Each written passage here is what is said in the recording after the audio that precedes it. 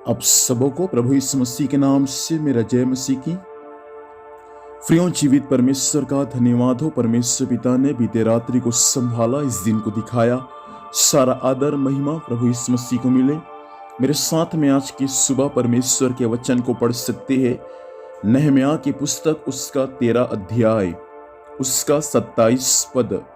यह ऐसा लिखा है, तो क्या हम तुम्हारी सुनकर ऐसी बड़ी बुराई करें कि अन्य जाति की स्त्रियों से विवाह करके अपने परमेश्वर के विरुद्ध पाप करें। परमेश्वर पिता इस वचन के माध्यम से हम सबों को आशीष प्रदान करे। प्रियों, यहां पर सुलेमान राजा के बारे में 26 पद में दिया है। उसके बाद में 27 पद में यहां पर अन्य जातियों के बारे में दिया है। अर्थात एक व्यक्ति जो प्रभु यीशु मसीह पर विश्वास करता है और यीशु मसीह पर विश्वास करने के कारण पापों की क्षमा को प्राप्त किया, आत्मा की मुक्ति को प्राप्त करके वे परमेश्वर के वचन के अनुसार जीवन जीते हैं।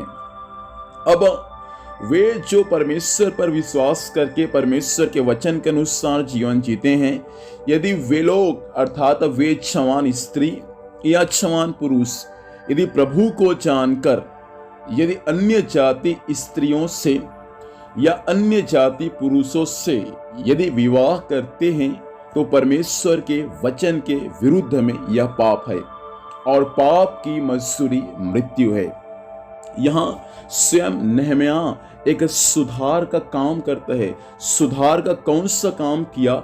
यहाँ लिखा गया है कि तो क्या हम तुम्हारी सुनकर ऐसी बड़ी बुराई करें कि अन्य जातियों की स्त्री से क्या करे?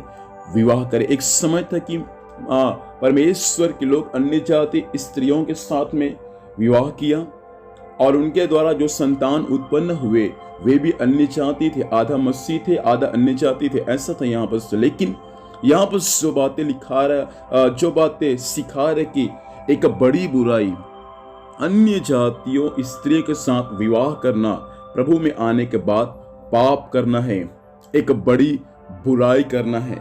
इसलिए परमेश्वर ने कहा कि अंधियारे उजियाले का क्या मेल जोल।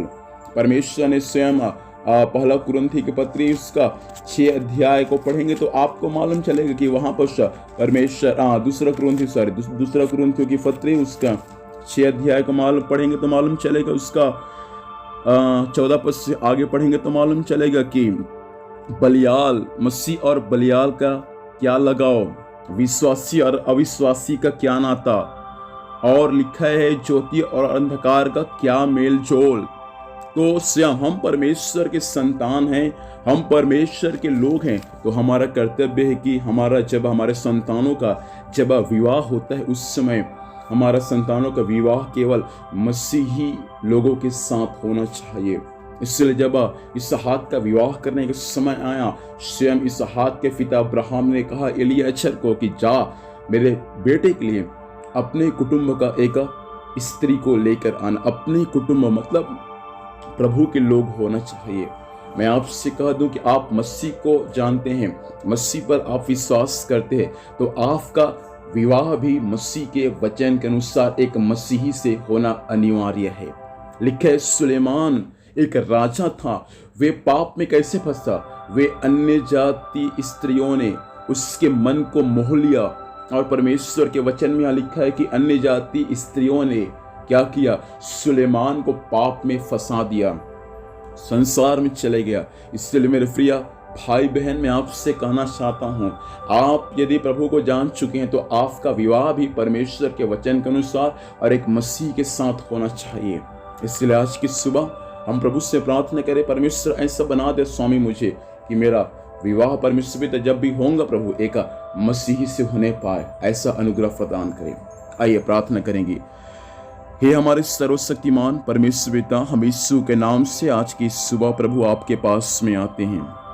इस वचन के अनुसार परमेश्वर पिता आज से प्रभु जी आपके लोग परमेश्वर पिता अन्य जाति स्त्रियों से विवाह न करे प्रभु।